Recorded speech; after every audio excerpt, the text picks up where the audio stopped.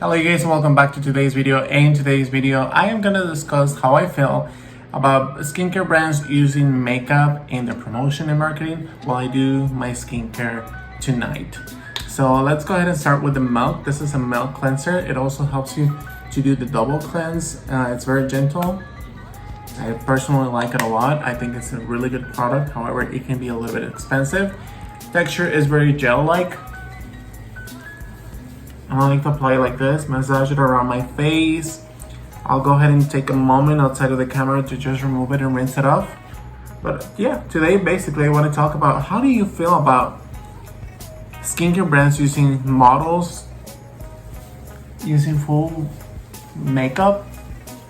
You know, it's a little bit controversial because when I think about it, I remember that when I used to work for a clinic about 4 or 5 years ago, they used to encourage people to apply moisture research on top of their makeup, or even the Genifique to kind of freshen up and give it a natural glow. However, we're gonna go ahead and remove this now, and I'll be right back. I just finished rinsing all of my product away, and then I'm gonna go ahead and start with the toner. Today I'm gonna use Kylie Skin. This is Vanilla Milk Toner. So continuing with this kind of like inconsistency with brands when it comes to doing new launches or promoting new launches and having full just models, people in general, having full people with makeup on, it just doesn't add up to me.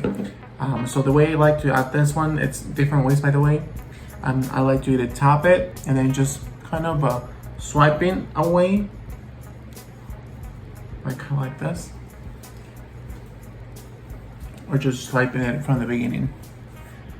I was looking through my Instagram on Trendmood a while back ago, and I remember I still have the screenshots there of this beautiful woman who is promoting skincare launches, which by the way, the packaging of that skincare is beautiful, but she was promoting with full face of makeup, blush, brows. It really didn't add up, and it really doesn't add up to me. Why a brand is using, even influencers using makeup and promoting an eye cream, promoting a cleanser? It just doesn't really add up.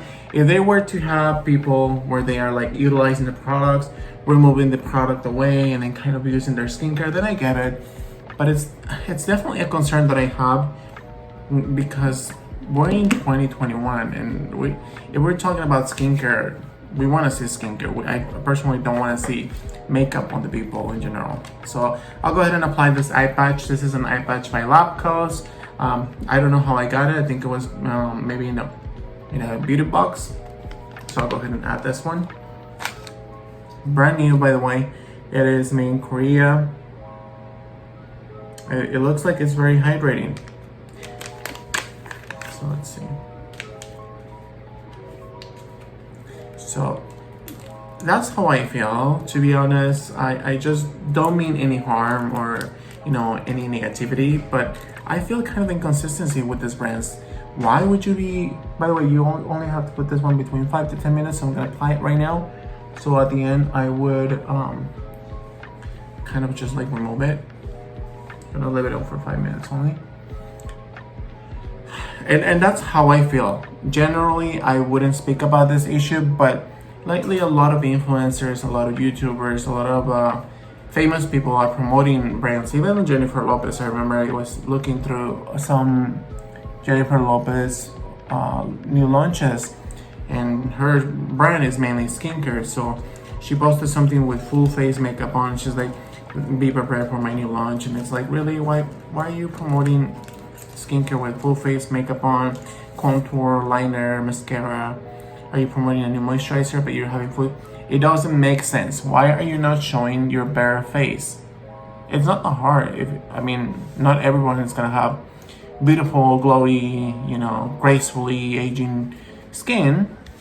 We accept that we all deal with either pores, texture in general, uneven skin texture, finding some wrinkles, doesn't matter what it is, or lack of hydration or excess of oil.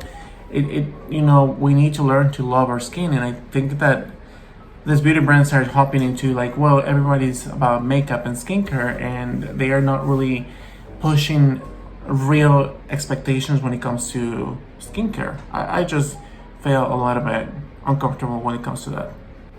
So what I'm gonna do now is I'm gonna use my hydrating serum now that I have finally applied. I took a couple of moments away to make sure that I put it where it should be and to let it sink in, and it almost feels dry right away, which I'm kind of like surprised. But I'm gonna go ahead and apply it. This is from Beauty Bay. This is a hydrating skin health serum. This has hyaluronic acid and also has glycogen. So what I like about Beauty Bay in general, I feel like their products are very affordable. Their ingredients are straight to the point and they deliver. I feel like they're kind of a similar brand to Inkey, The Ordinary, and even Good Molecules. So far, I'm not disappointed. These patches are super dry already. I feel like they were just like a slight bump and that was it. To finalize my eye area, I'm gonna apply Laura Mercier. This is an illuminating eye cream. This is how much I've got into it. If you feel similar about, skincare brands, using people with makeup on, let me know how you feel, because I feel like I'm probably not the only one, but I'm the only one analyzing and thinking about it over and over again. As you guys have seen it by now, I've already posted on my site, the pictures of some brands, not all of them, who promote their skincare with people using makeup, and it just really doesn't make sense to me. Maybe I'm just dragging the brands, but that's how I feel. How do you feel, Camille, about this ranting? Now, by the way, I'm gonna use the Kiehl's. This is a retinol product. I've been using this on and off to make sure that my skin adjusts to it, but let's hear the expert, Duhamel Bentley. Oh my goodness, thank you. It's very interesting to me because I remember the first time that I heard about a scandal of false lashes with a mascara. I think it was Eva Longoria or Eva. I think so. I think so. No, I don't think it was Eva Longoria. What was the lady's name? The one that you like, that she's shorter, did the Dominican movie. Dominican movie. Salma Hayek? Salma Hayek. Mm-hmm. I think it was Salma Hayek that they found out, I guess, that she had false lashes, or she admitted in an interview. I don't really know what happened. Really? But it was a scandal and people were outraged. How dare you sell me mascara that I'm not going to get those lashes that I see on the catalog. Wow. So that was the first time that I kind of gained conscious over it. But, I definitely think that it's nice to look at someone that's presentable and beautiful, made up like makeup. However, in reality, it's marketing, and they're selling you the goal. They're selling you the dream of this beautiful girl or this beautiful guy with gorgeous skin and beautiful body. You know what I'm saying? Their idea of what that is, at least the success. Right. So I don't agree with it. I feel like it almost grabs people's respect and attention more if they see the ugly, right? If they see the ugly, when they see those results, they're gonna be like, I believe firmly over a model, that's looking cute because she's 27, and then this 50-year-old's trying to purchase the cream because she's so obsessed with looking, as she did when she was 27. Yeah. Or people like us who wants to pretty much, people pretty much want to age gracefully, and I think it's hard. Just like you said, the girl with the mascara. I think it was Eva Longoria. Maybe who knows? It was one of these ladies with Lancome for sure. No, it was a drugstore. I think it was a drugstore. It was either Maybelline or L'Oreal. But tell us how do you feel because it's like I remember one of the videos that I saw actually from Charlotte Tilbury, which we're about to finish, the Magic Cream. She was using her bare face with it. Doesn't matter if it had uneven texture, uneven skin tone, but she, having a product and actually using it on a skin or anyone else. My major concern is unevenness, or it used to be unevenness until it got rid of it. And then now it's hydration for the males, portion texture in general. And I feel like it doesn't matter who you are, as long as you come up with a brand and you represent yourself as honest as possible, then people are gonna jump into it. But when it comes to brands hoping literally jumping into people trying to believe that they are great and amazing because they are using famous models with makeup on. You put in a moisturizer right by their side. It's I was looking at Instagram. Yes. And I saw, remember I told you, oh my God, I found out on Instagram Reels, I found that this Bye Bye Pores compact powder is fabulous. Yes. And they used a young guy to promote, how fabulous this powder was. I think he did a good job. But looking at the comment section, there was so much people complaining over the age and, why don't you have someone more age appropriate? It's unrealistic. Like having, let's say... Because he was at least, under 20. He had to be, maybe 20 if anything. Yeah. Like having somebody, around 80s and promoting something anti-aging, it definitely creates conscious about, it's working, and they show you a proven timeline of pictures of how the product actually work on their skin versus a 16-year-old promoting a 40-year-old woman or man skincare line. It doesn't make sense. Why are you I feel like that happened to me a lot when we used to see these catalogs of Mary Kay or Jafra, where people were like, this is a potential amazing skincare anti-aging, it's gonna lift you. And they use a 22-year-old model, and it's supposed to be with retinol for somebody who is more 60-year-old. And consultants or just in general, even the website talks to you about going through the process of being for somebody aging, somebody who has different type of skin concerns, but then somebody at the age of 22. And the collagen volume is so different. Yeah. So I did see a lot of people complaining over he might have pores, but he's never going to have the pore that a 27, 29, 30, 35, 40 person could potentially have. So why can't you show this on people of all age ranges? And I was like, I agree 100%. I was happy that they used the guy because generally gentlemen's skin is different than ladies' skin. Ladies' skins typically are smoother. Definitely.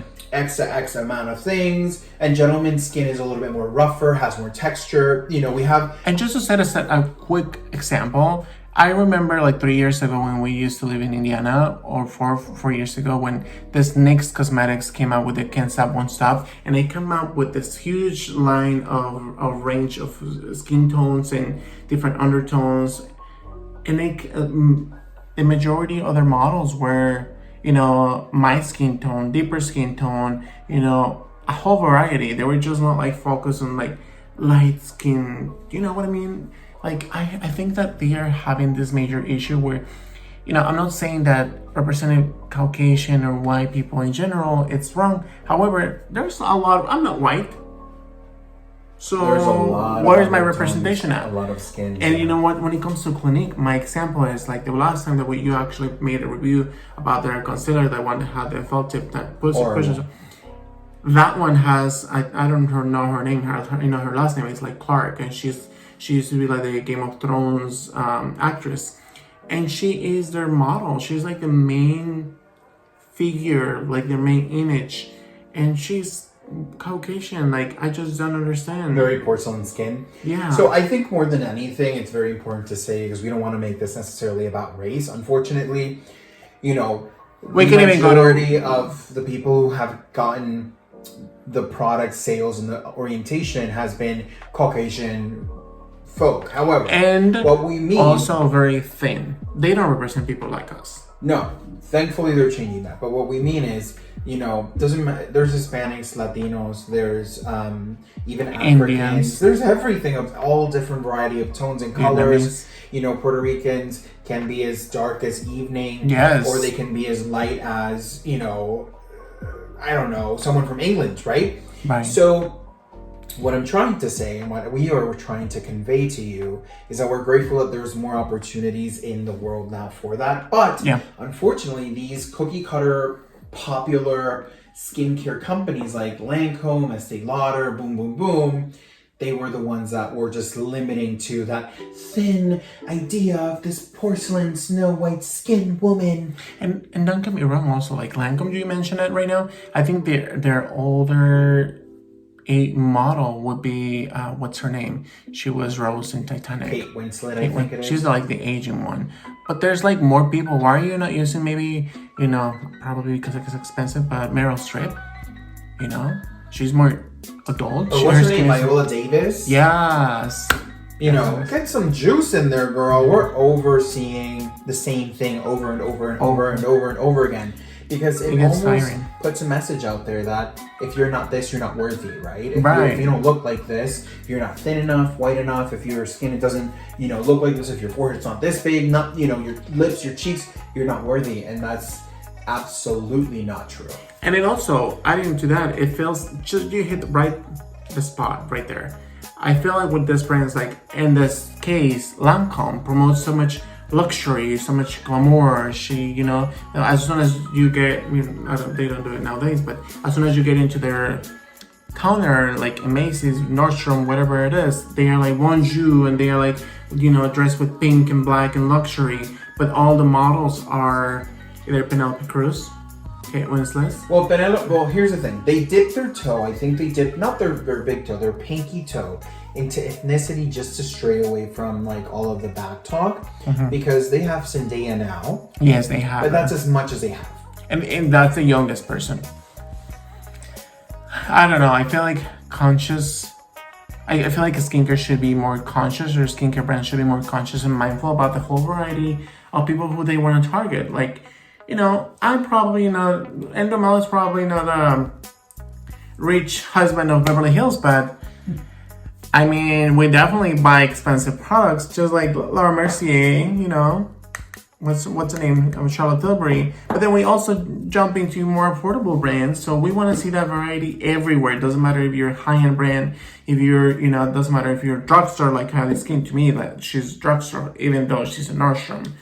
I feel like brands should be more mindful and conscious about bringing this kind of potential to anyone in the world. I feel like they should be more approachable, not just like create this luxurious kind of like marketing just for kind of like, well, if you can't achieve this, you're not that great, you're not that amazing, like the Mel said it. And it just feels uncomfortable for me. So let me know what you think on the comments down below. Thank you guys so much for watching. And if you guys want to see more videos like this, please subscribe. Let me know in the comments down below, and I'll see you guys soon.